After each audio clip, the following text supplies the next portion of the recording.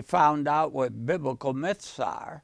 So now we want to enter into, since we become responsible for every human being on earth and how we treat them and what we do, that we have to only do good things to people, no matter who or what they believe. That's where we are. And we found out also that if we lack wisdom, that if we seek and ask God, whatever our religion, whatever our background, that God will give it to us liberally. So now here we lay another foundational stone in this session. We're going to find out who the wise are, who the unwise are, and also we're also going to find out who barbarians are. What's a barbarian? Who's not wise? Who is wise? If you remember when Jesus Christ was born, as you read through the Gospels, especially in the book of Luke, we find out that 3 wise men came right from the east. These wise men were not Christians. They were sorcerers. They were astrologers. And by reading the stars, they knew it was time for the Messiah to come. And they came to his birth and they brought him gifts, didn't they? So, word wise, a wise person does not necessarily mean that you are one who has a very strong belief, but you're learning about your belief. You're learning what to believe. In other words, you're learning how to learn, not so much as to what to learn, but how God wants you to learn about him. That's wisdom, because only God gives wisdom. So as he gives it to you, he's drawing you to him to learn about him. Did I confuse you a little bit? It might sound a little bit like going around the circle, but it is, and it is going around the circle, by the way. I think I told you in the past that the word educate comes from the Latin to adjudicate, or means to judge. You have to learn how to judge right from wrong. When Adam and Eve ate the tree of good of evil, they threw out their ability to judge right out the window. It was over there in the tree of life. If they would have eaten the tree of life, they would have learned how to tell what good is and evil is. They wanted to decide on their own, so God says, have at it. God always gives you liberty, always gives you free choice. He might even give you a command, but in that command you get a choice. Do it or not do it. It's always liberty or free choice. That's the essence of what God is about. So we're reading here in the book of Romans, and he wrote this to the Romans because he never had a chance to get there. For he tells us in Romans 1 and verse 11, he gets very basic, very foundational with the Roman church, because at this particular time he had never visited Rome. And he knew he had to start with very fundamental information about God and Christ. So he said in Romans 1 and verse 11, he said, "For I long to see you, that I may impart unto you some" what? Spiritual gift. Now, a spiritual gift is not a religion. Remember, we found out a religion is what you do physically, right? It's a human work. This is a spiritual gift. It's totally in a different realm. Totally something different. All right? He says a spiritual gift to the end or purpose you may be established. In other words, I'm going to give you a foundational stone. We're going to build a building. And this building has one cornerstone in it. And that cornerstone was Christ.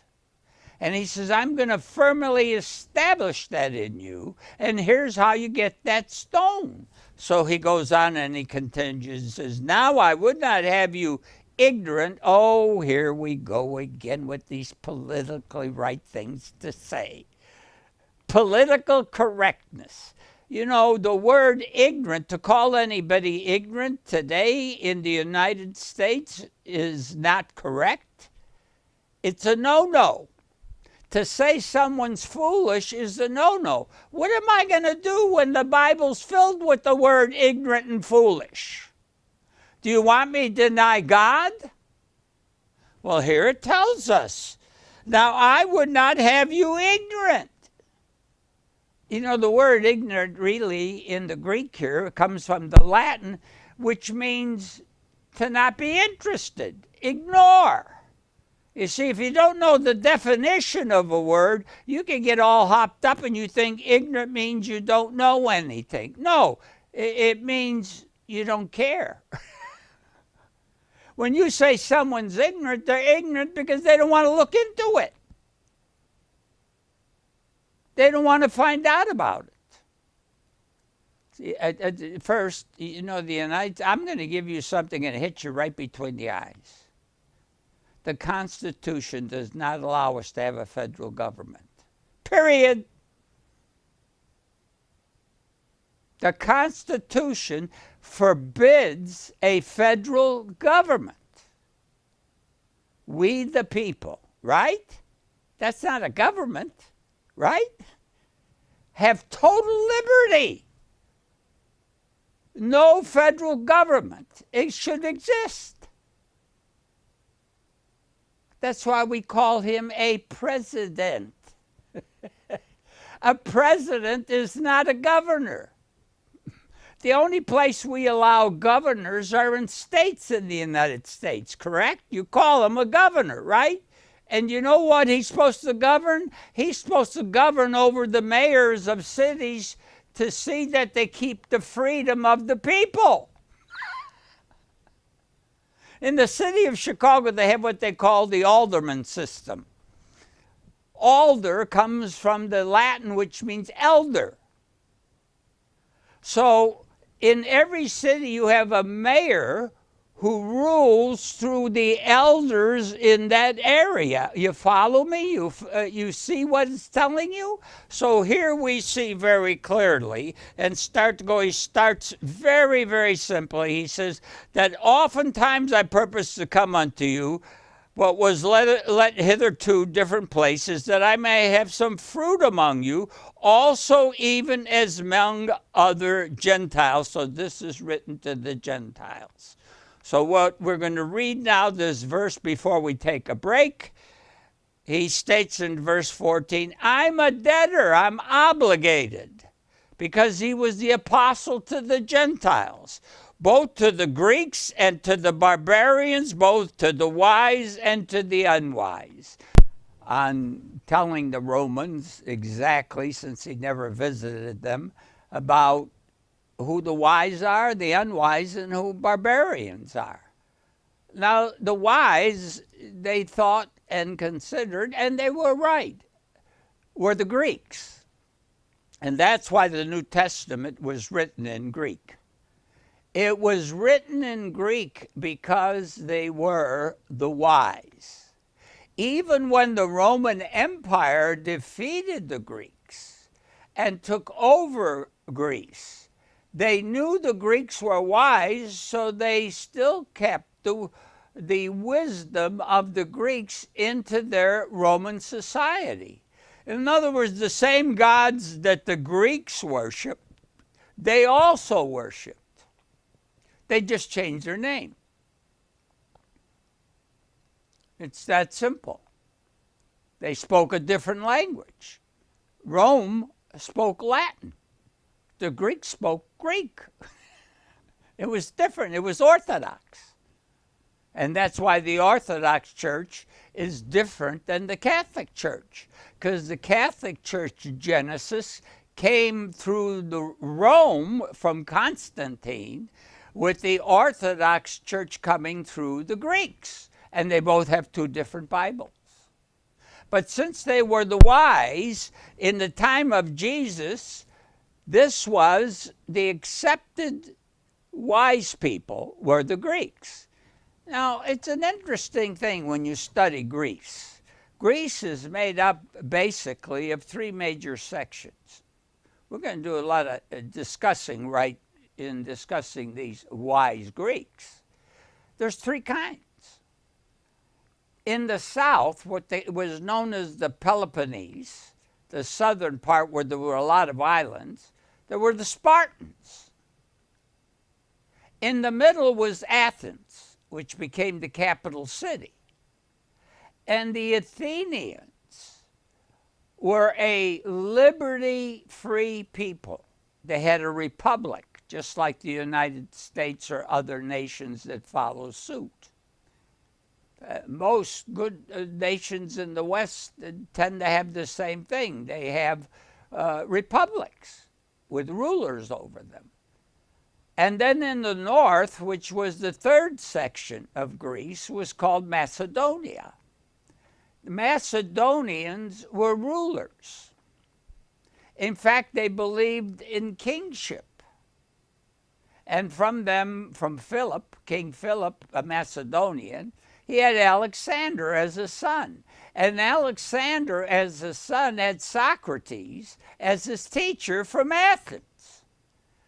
The Athenians were people who all they did all day is just talk about life.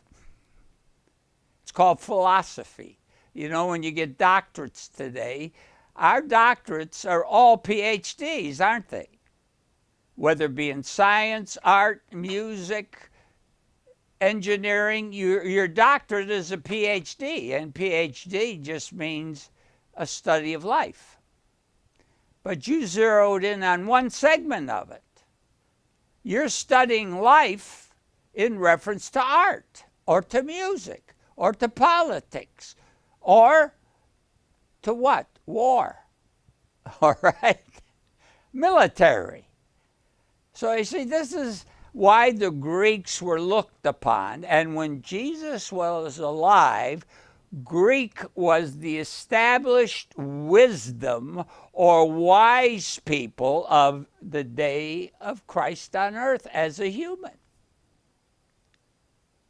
Do you realize, I've told you, that during the time of Jesus' earthly time, there were 28 different Jewish religions.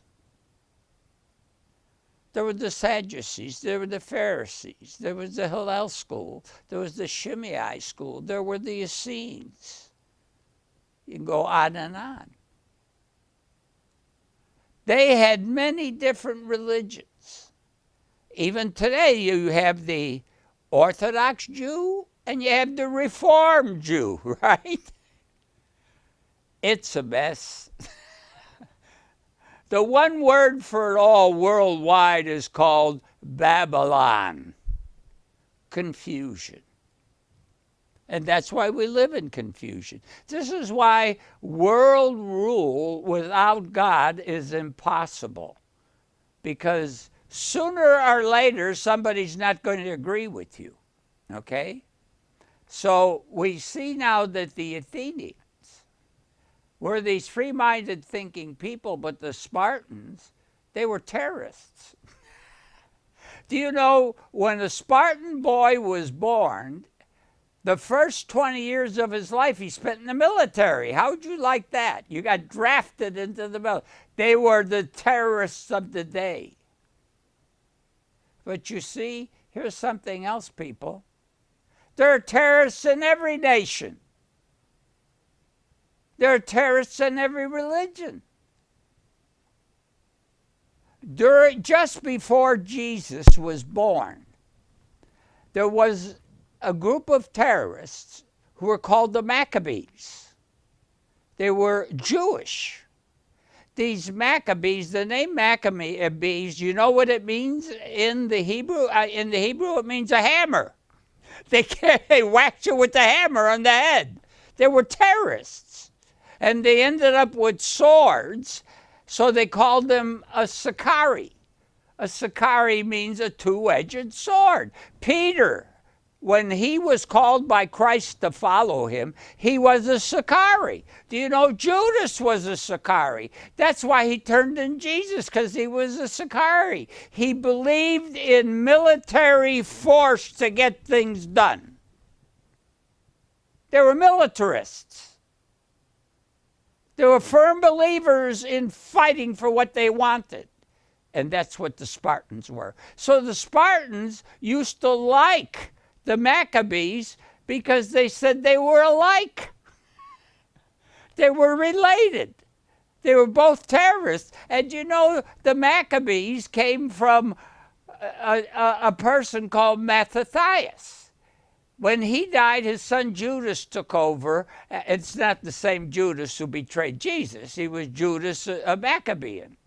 He was a Sakari. Peter was a Sakari. Judas was a Sakari. Jesus didn't come to call the righteous. He came to call sinners.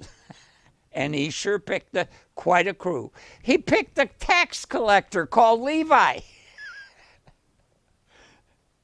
He picked people that you'd never think he would have chosen. You know who picked them? God did. That's who picked them. So the wise are those who were the Greeks of the day, and they were regarded as wise because of their belief, and Paul said he was a debtor. So we're ready now to see the difference. Not only who were the wise, but who were the unwise. We're going to see now the unwise. We already know who they are.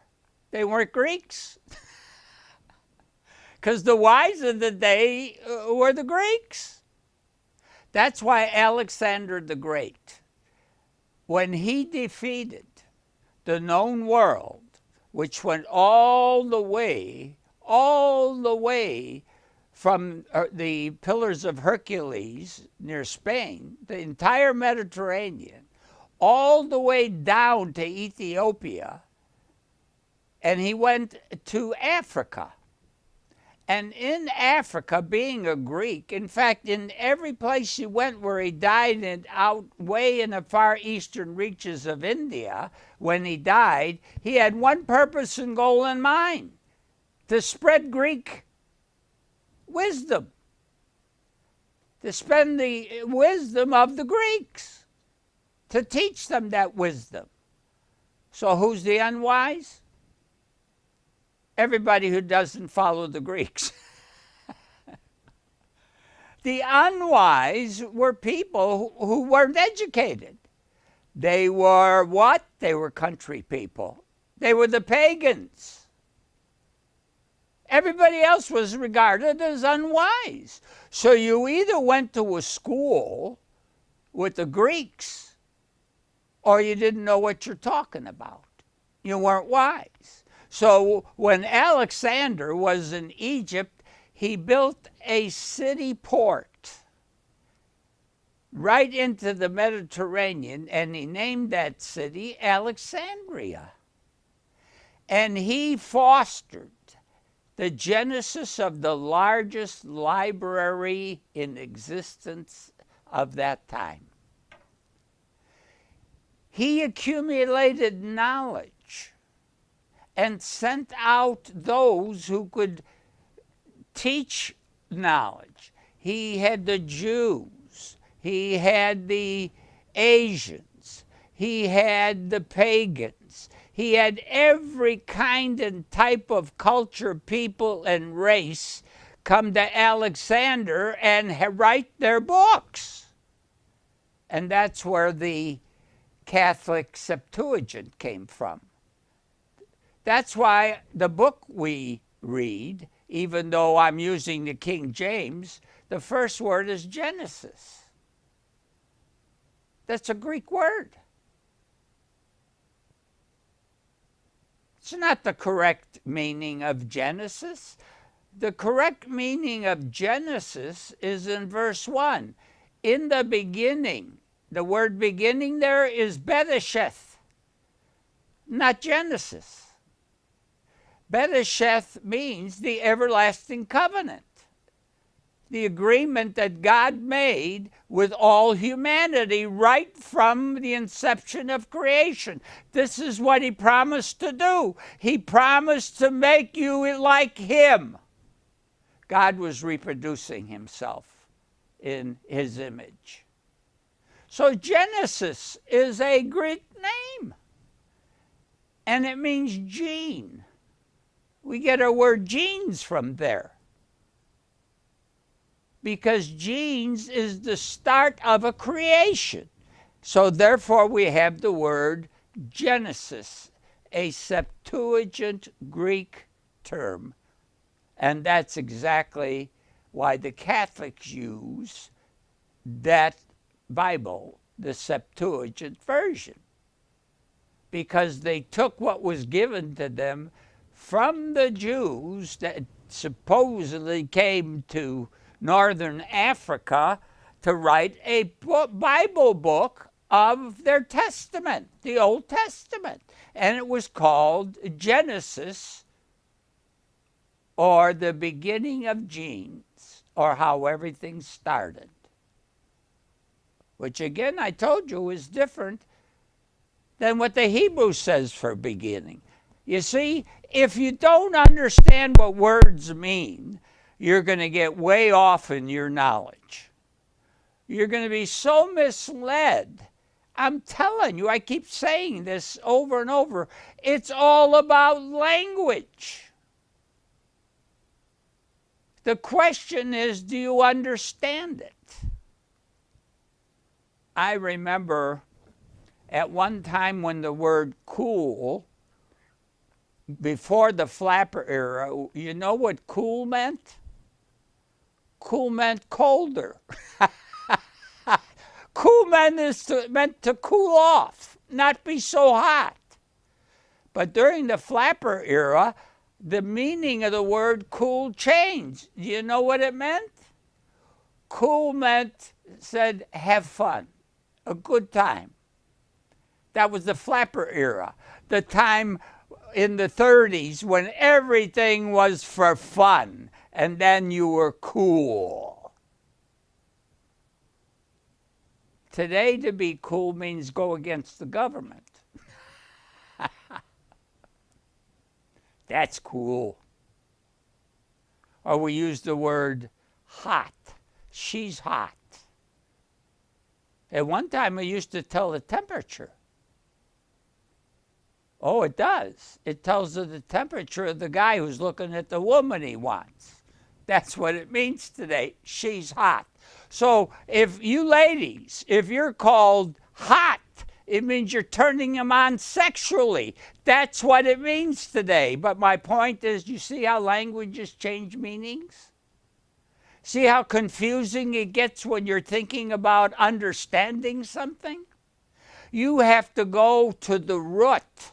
You have to go to the beginning where it all began. That's why God is called the Alpha, the beginning, and the end. You have to go to the root of anything to understand what we're talking about. So all we're doing in these sessions of biblical history, we learn history by understanding the language, don't we? If you don't understand the language, how are you going to understand the history? I think some time ago I've told you out of one of the few history books I like. It's called History of Histories. And the reason why it's called History of History, because it not only tells you what happened during that time, because most historians, when they write a book in a time period, since they weren't there personally, they do it by research, and from their research they come up and they say, here's what the people of that time believed what was happening in their history. How did they know? If you weren't there in court, that's called hearsay. I want to keep pounding that into your heads as you listen. Nobody knows the truth of history unless you had this book to tell you. That's what it has to do. So we see that the New Testament was written in the Greek as the wise of the day. The unwise people, they were the ones who weren't of Greek understanding. They were the pagans and the others. They made their own religion, as we found out. Well, that about covers the wise, the unwise, and the barbarians.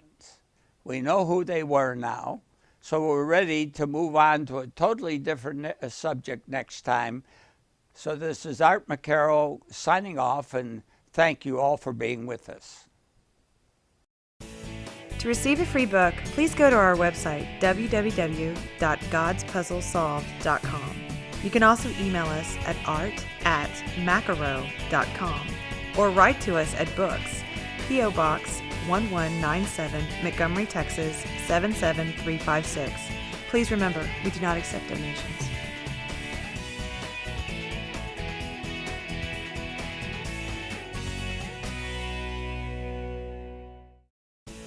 To receive a free book, please go to our website, www.godspuzzlesolved.com.